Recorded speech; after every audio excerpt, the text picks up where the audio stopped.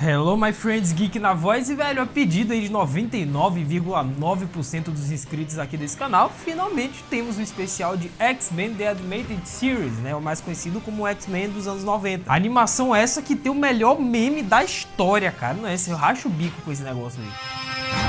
O meu é maior que o seu. Mas não só isso, velho. Nessa primeira temporada a gente vai ver o arco, né, da Era do Apocalipse, que pra quem conhece o Geek sabe que é o meu arco favorito da história dos X-Men. A gente vai ver também o arco da cura, personagens como Mística, Magneto, Pyro, Cable, Colossus, até o Deadpool apareceu como easter egg, mano, até ele. Ah, era só o que faltava, meu Deus! Então já larga a voadora no like aí embaixo pra poder ajudar no início, porque vocês sabem que a nossa meta aqui é sempre 10 mil likes, e simbora conferir em ordem cronológica, e essa deu muito trabalho, porque a primeira temporada não tá na ordem correta dos episódios em um vídeo, cara. X-Men, mano, dos anos 90, vocês pediram, bora! Aí uma curiosidade, vocês estão vendo esse bicho rosa cabeçudo aí que sempre aparece na abertura? Então, cara, ele na verdade foi um erro dos animadores. Pois é, velho, esse bicho cabeçudo aí, ele não é um mutante, ele não é ninguém, mano, foi um erro. What the fuck?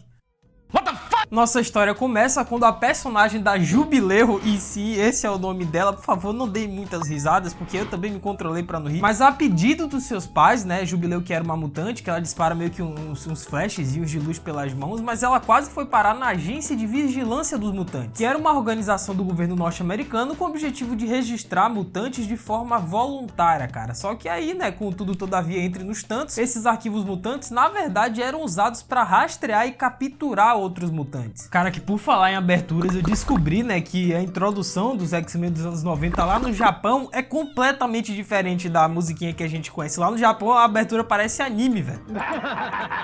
E aí a Jubileu acabou se esbarrando com os X-Men, né? Ela foi até a mansão do Xavier, ela entrou lá na sala de guerra, né, de treinamento, conheceu a galera, o Charles disse que ela poderia ficar caso ela quisesse, porém a Jubileu retornou pra casa com medo dos seus pais, velho. Isso porque um sentinela, né, havia atacado ela e os demais X-Men lá no shopping, e ela ficou com medo de que esse sentinela retornasse à casa dela, atrás dela, mas atacasse os seus pais. O meu nome é Jubileu. O Jubileu está esquisito hoje. Porém, no meio do caminho, né, a Jubileu foi capturada e os X-Men foram até a agência de controle de mutantes atrás da menina, velho. E inicialmente, né, a nossa queridíssima equipe dos X-Men era composta pelo cabeça de nós todos, né, o líder dessa bagaça que é o Charles Xavier, tinha o Fera que ficou preso boa parte da temporada, Ciclopes que foi reprovado no teste do Detran por causa do semáforo, Vampira que dava em cima de todo mundo, incluindo Peter Parker, Jean Grey e Scott, que são o casal mais raiz que eu já vi, Morpho, que é um personagem que eu nem lembrava, mas ele morre no início, então é inútil, Gambit também, né, que fazia parte dos X-Men inicialmente, e ele sempre foi um dos meus favoritos, porque ele tem um visual muito da hora, e por último, não menos importante, a Tempestade, que pra mim é uma das melhores personagens dessa animação, né, ou seja, nós temos aqui, né, eu acabei de dizer, os super dotados.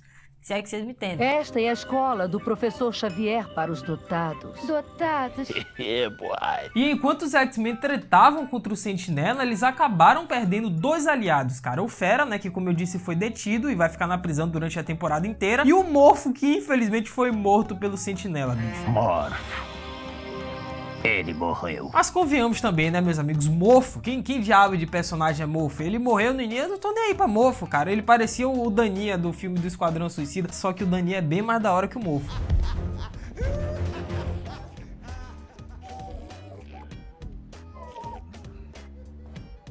E com isso, né, a presidente dos Estados Unidos ordenou que o Grush, né, que era o cabeça por trás dessa agência secreta dos mutantes, para que ele fechasse a operação por conta do descobrimento dos X-Men, cara, sujou. Sendo que nessa época, o mundo, né, a população como um todo não fazia ideia dos X-Men, cara. Na verdade, eles nem sequer sabiam que mutantes, né, seres com poderes superdotados existiam. Eu compreendo agora. Então os X-Men seguiram um dos sentinelas até a sua base secreta, né, lá do Grinch, conseguiram derrotar todos os sentinelas e no final não apenas salvaram, como também recrutaram a Jubileu para os X-Men. Mas é claro, né, que todo esse embate, esta polêmicazinha aí dos dois primeiros episódios merece aqui o nosso fight.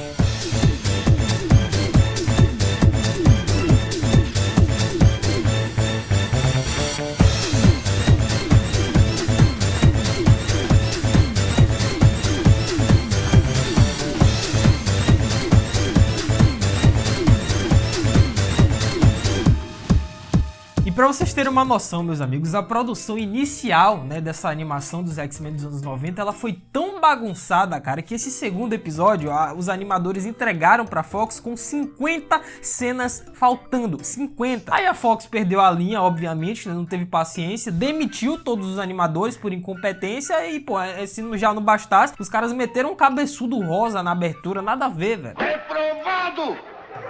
E com isso, né, o Fera, que ainda estava preso, foi liberto pelo Magneto, velho, que fez a sua primeira aparição, e ele também é muito imponente nessa animação. E lá a gente descobriu que o Fera, ele não queria fugir e sim encarar o tribunal, velho. Afinal, o Fera, né, ele acreditava que indo até a justiça, indo até um tribunal e resolvendo esse negócio da forma correta, ele poderia mostrar que os mutantes poderiam sim conviver em harmonia juntamente com os humanos normais. Porém, o Magnus, né, vulgo Magneto, não concordava nem um pouco com isso, né. E aí a gente teve a origem dele, do Professor Xavier, o lance da Segunda Guerra, né, onde eles se conheceram, ajudavam pessoas, porém o Magnus ficou pé da vida com os humanos, né, que tiraram a sua família dele, e desde então ele passou a ter essa conduta mais violenta em relação aos mortais, velho. Ou seja, o Magneto a gente conhece, né, meus amigos, a Irmandade, essa coisa de que pra ele os mutantes é quem deveriam governar, fora humanos, é Magneto. Tome cuidado com seus desejos, meu chapa. E, velho, o mais curioso, mano, é que principalmente essas animações dos anos 90, né, que querendo ou não foram pioneiras no caso, mas eles utilizavam muitos efeitos, principalmente sonoros, de outras produções. No caso do Magneto, né, quando ele utilizava o seu magnetismo, era um som, né, o efeito que saía era o mesmo do filme do Star Trek, cara, Em Busca de Spock. Porque, como eu disse, nos anos 90, né, era uma coisa primordial, eles nunca haviam feito esses tipos de animação antes, né, principalmente a Marvel ali com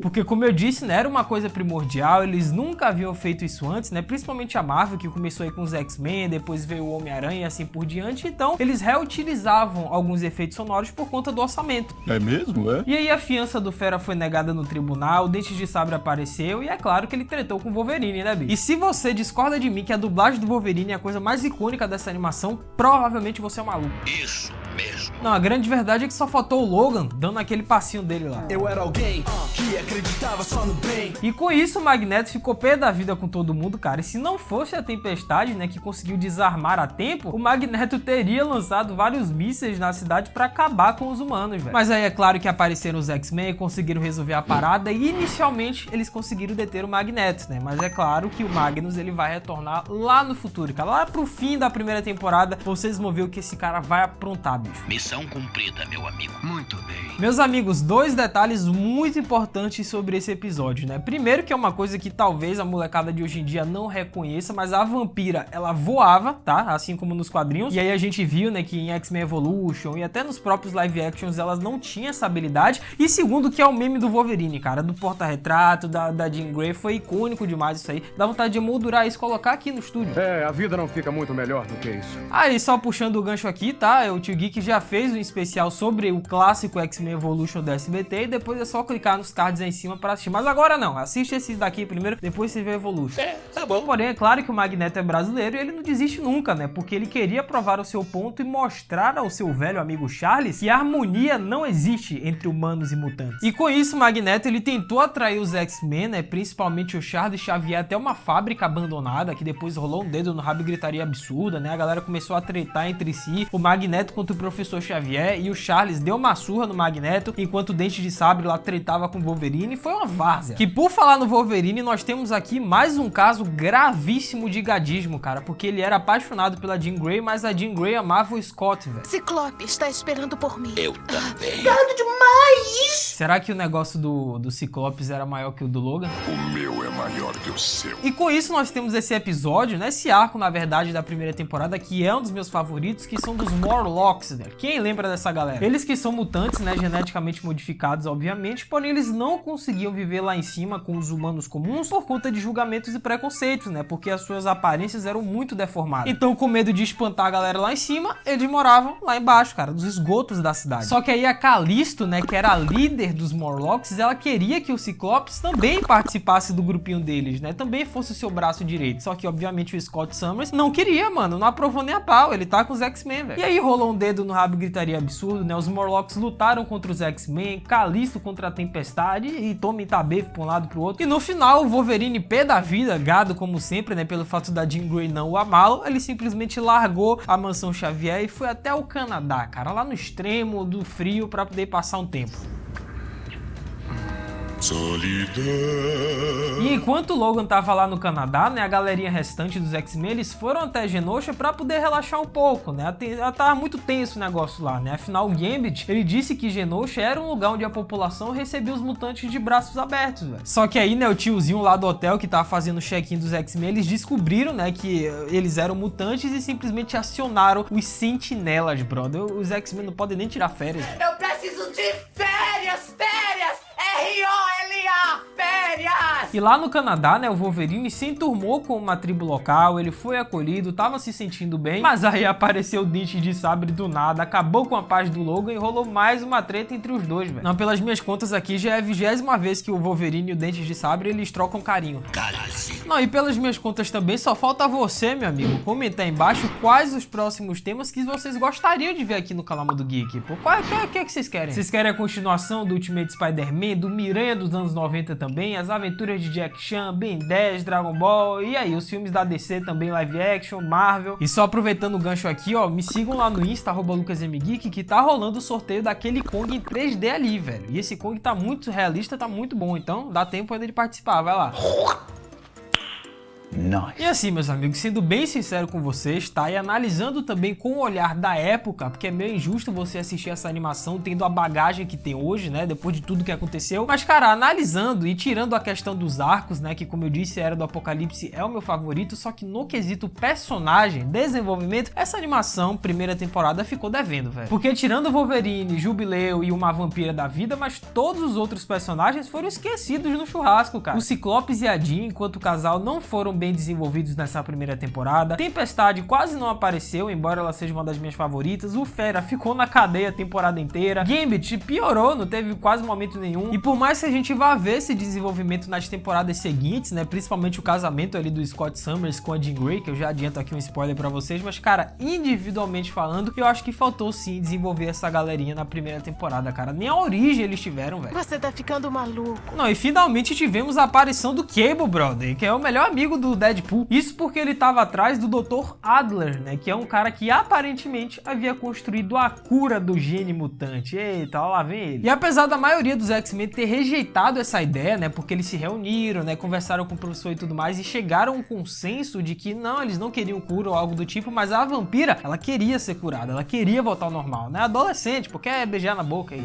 Beijo na boca me dá tesão. Então ela decidiu ir até a ilha de Muir, na Escócia, que era onde o doutor estava com a cura, né, sendo que o Gambit estava apaixonado pela vampira, pra variar. Sendo que lá na ilha também a gente se deparou com o Pyro, né, que é aquele brother lá do fogo, e o Avalanche, velho. Só que, obviamente, o Avalanche aqui dessa animação foi porcamente desenvolvido em comparação com o do Evolution, que é bem mais da hora. Qual é o problema? Mas aí é que tá, meus amigos. A Mística, ela tava trabalhando junto com ninguém mais, ninguém menos do que o Apocalipse. O brabo apareceu sem cerimônia, velho. E a Mística, ela tava se passando pelo Dr. Adler, já que a Mística e o Apocalipse queriam a vampira pra ser sua escrava. E olha só a malandragem, meus amigos. Essa tal máquina, né, que o Dr. Adler havia construído, que removia o gene mutante, na verdade transformava os mutantes em escravos do Apocalipse. É sacanagem isso aí, velho. Ou seja, não existia cura nenhuma, mano. Pegadinha do malandro, né? Que pra quem não sabe também, esse episódio daí deu origem ao arco da cura que a gente viu no terrível filme dos X-Men 3, Confronto Final. Que, sendo bem honesto aqui e sincero com vocês, quando eu era criança eu amava esse filme, velho. Eu assistia ele quase todos os dias. Eu gostava demais, só que aí eu, né, a gente cresce na vida e percebe que antigamente a gente tinha probleminha. Você é retardado por acaso? E o Cable, ele queria eliminar o Dr. Adler por conta das coleiras que ele criou, que transformava mutantes em escravos lá em Genosha, né? Genosha é essa, vale lembrar, que era o lugar onde os X-Men foram tirar umas férias. E por um breve momento o Cable, ele até que conseguiu capturar o Dr. Adler, né? Só que mal sabia ele que a Mística acabou se revelando pra ele e a feição do Cable foi igual àquela quando a gente esquece a chave de casa em casa. É terrível, acontece comigo direto isso.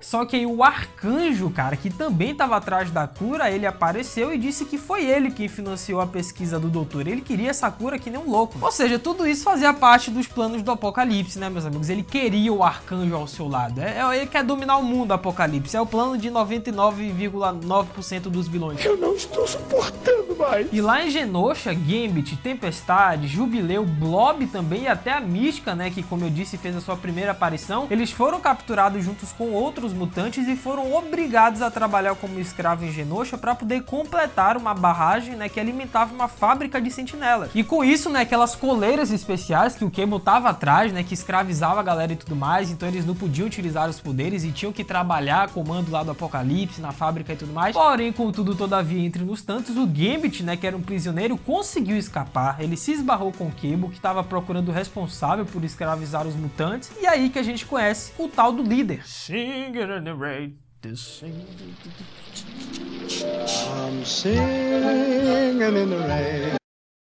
E com isso, né, o Cable, ele deu a chave ao Gambit, né, pra ele poder destravar as coleiras lá dos mutantes. Ele chegou até a fábrica antes dela inundar, libertou a galera, começou uma treta no final e a Tempestade usou seus poderes e destruiu as fábricas dos sentinelas, mano. Inundou o lugar por completo. Eu tô falando, mano, a Tempestade é muito subestimada nessa animação. Ela é uma das minhas favoritas, ela resolve o problema. Bateu uma salva de palma aqui pro profissional. Só que aí já era tarde demais, meus amigos. O estrago tava feito, mano, porque o Apocalipse, né, ele conseguiu juntar o Arcanjo e mais alguns brotherzinhos e simplesmente formou os seus 4 cavaleiros do Apocalipse. E sim, literalmente cavaleiros. Porque ele anda em cavalo. Mas aí os X-Men interviram, a Tempestade conseguiu retirar a maldade do Arcanjo, digamos assim, e trouxe o cara de volta, né, pra depois ele livrar os outros cavaleiros. Mas é claro que esse embate inicial e icônico contra o Apocalipse, né, mano, X-Men contra o Apocalipse, você já sabe o que isso daí merece, né, pô? Fight!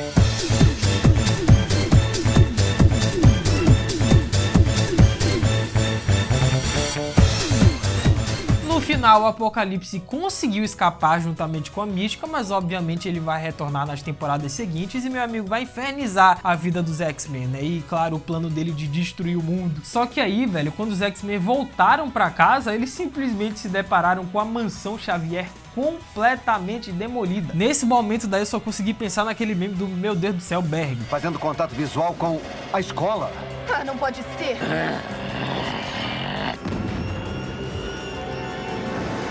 Meu Deus do céu, Berg. Só que, meus amigos, o grande problema dessa primeira temporada, com certeza, foi a continuidade, né, cara? Foi a cronologia. Eu tô falando, eu mereço like aqui por esse vídeo, porque deu trabalho pra montar essa timeline aqui. Porque esse arco da cura, do Apocalipse e até do Juggernaut, que a gente vai ver agora, os episódios, eles estavam fora de ordem. Foram exibidos em momentos diferentes. Não foi, tipo, sequencial, né? Os acontecimentos rolando direitinho, o arco do Apocalipse, depois... Não, tava tudo aleatório, bagunçado. Os animadores mesmo sofreram, né, com a questão do curto prazo para poder entregar o trampo. Os episódios como o do Juggernaut, como eu disse, foram exibidos fora de ordem. E, cara, isso tirando todas as falhas de animação, né? Como a tempestade branca criança, a faixa preta da Jean, que simplesmente não foi pintada. Mas aí a gente perdoa, tá? Esses animadores, perna de pau, pé de rato, como diria o craque Neto do Corinthians, a gente perdoa isso. Mas a cronologia, velho, aí você deu trabalho pro geek aqui, velho.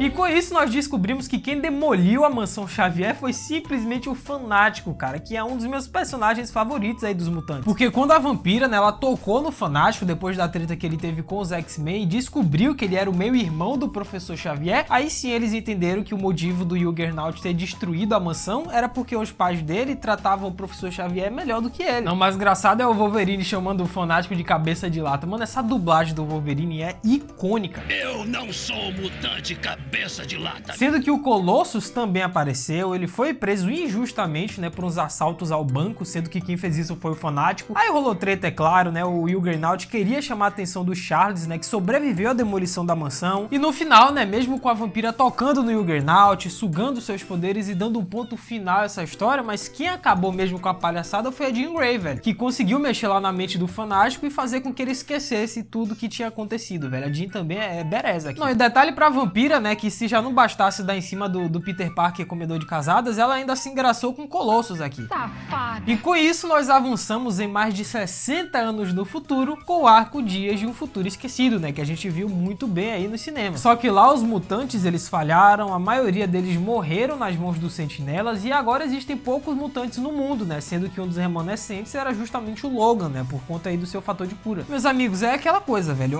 Dias de um Futuro Esquecido, a Era do Apocalipse, o arco da Sakura, eles adaptaram algumas das melhores histórias dos X-Men nessa primeira temporada, só que infelizmente a continuidade falha, a cronologia bagunçada, a falta de desenvolvimento de personagens, infelizmente tornou essas histórias não tão interessantes assim, velho. É legal? É, as trilhas sonoras são absurdas, as cenas de ação são muito bem feitas pra época, tem toda essa questão da dublagem que foi icônica, é uma animação marcante, querendo ou não, né, porque iniciou essa nova leva ali nos anos 90, mas teve esses pequenos detalhezinhos aqui que assistindo hoje em dia e com a cabeça da época, deu pra ver que foram falhas não tão graves, mas que comprometeram um pouco a experiência, né? Mas a grande verdade é que só o fato do Wolverine chamar todo mundo aqui de meu chapa já valeu a pena assistir, né? Tome cuidado com seus desejos, meu chapa. Só que aí o Bispo, né, ou Bishop, como você quiser falar, outro personagem icônico aí do futuro, ele disse que tudo isso poderia ser evitado caso eles voltassem nos anos 90, né, que é a nossa linha aqui, e evitassem um certo assassinato. E que assassinato é esse, Geek? Vocês devem estar me perguntando. Calma que já a gente vai descobrir. Ó, o Geek segurando a audiência ataca novamente. Então o Bispo atravessou o portal, trouxe consigo o Nimrod, né, que era um sentinela aprimorado do futuro. Ele se esbarrou com os X-Men, explicou toda a situação, né, de que alguém dos X-Men vai cometer um assassinato, e de repente ele chegou à conclusão de que essa pessoa era o Gambit, mano, era o X9 traíra. Só que aí, meus amigos, a gente descobriu que nos anos 90 quem iria ser assassinado, que é o motivo do Bispo ele vir até a nossa linha, era o Senador Kelly dos Estados Unidos, cara. Já que a Mística, a comando do Apocalipse, iria matar o Senador, né, junto com sua Irmandade Mutante, para que o regime de proteção a mutantes fosse ativada e os sentinelas aprisionassem todos os mutantes até eles morrerem. Ah, agora eu entendi! E com isso, é claro, né, o mundo, o futuro, iria ser justamente aquele que a gente viu lá na linha do Bishop, né, aquela coisa toda em cinzas, com poucos mutantes restantes. Ou seja, era tudo um plano do Apocalipse para ter um mundo em cinzas com poucos mutantes para ele governar, cara. E aí a Mística se passou pelo Gambit, mas o Gambit verdadeiro apareceu, conseguiu impedir o assassinato e o Bispo voltou pro futuro, cara. Aí você pensa, pô, deu tudo certo, maravilha, consertaram a linha do tempo. Só que aí, meus amigos, quando o Bispo ele voltou para sua realidade, nada havia acontecido, não alterou nada, o futuro continuou em cinzas de qualquer forma. E aí você me pergunta, Geek, pelo amor de Deus, se eles consertaram, por que o futuro também não foi alterado? Pois é, meus amigos, e aí que entra o Magneto, que sequestrou o Senador Kelly lá nos Estados Unidos, mano, ou seja, ainda tava intacto o futuro. Agora eu saquei! E quando ele tava prestes a matar o coitado, eis que surgem os sentinelas, resgatam o Senador e detêm o Magneto. Só que a gente descobriu também que o Molde Mestre, né, que deveria ser o aliado do Senador, na verdade queria possuir o cérebro dele e de todos os grandes líderes do mundo para poder transformar todos em sentinelas. Ou seja, mano, a máquina ela ganhou pensamentos e vontade própria, velho. É por isso que eu tenho um pouco medo dos robôs no futuro aí. Já imaginou? É que depois deste Love, Death and Robot, você nunca mais quer ter um aspirador de pó em casa, velho.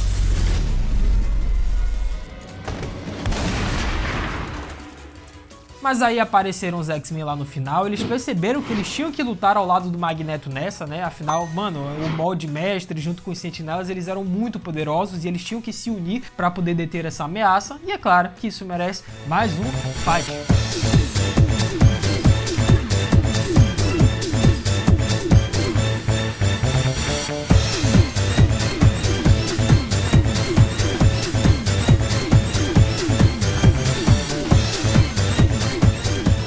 No final, o Professor Xavier ele meteu o avião lá dos X-Men com tudo no Sentinela, destruiu o bichano, o Senador Kelly passou a apoiar os mutantes a partir de agora, sendo que o Fera finalmente foi liberto. E no final, para variar, o Scott Summers, vulgo Ciclopes, ele pediu a Jean Grey em casamento, né? E o Logan ficou morrendo de ciúme disso aí, mas o Sinistro, ele simplesmente estava de olho nos dois. Sinistro sabe o que o futuro lhes reserva. Ih, rapaz. E é justamente isso que iremos ver na segunda temporada, na parte 2 do nosso especial, que eu vou tentar trazer logo 2 temporadas de uma vez, que é onde a gente vai ver o arco da Fênix Negra, cara, que também é um dos melhores dos X-Men. Mas pra isso, é claro, eu vou precisar do feedback de vocês, então comentem embaixo se vocês gostariam de ver a parte 2, cara, desse especial dos X-Men dos anos 90, podem comentar aí. Então, vendo esse vídeo que tá aparecendo aqui em cima, cara, clica nele, que foi o nosso especial sobre X-Men Evolution, parte 1, parte 2. Não se esqueçam, é claro, da voadora no like aí embaixo, isso ajuda muito o canal. Se inscrevam, ativem o sininho e me sigam lá no Insta, @LucasMGeek. É isso, até a próxima, valeu, falou e fui!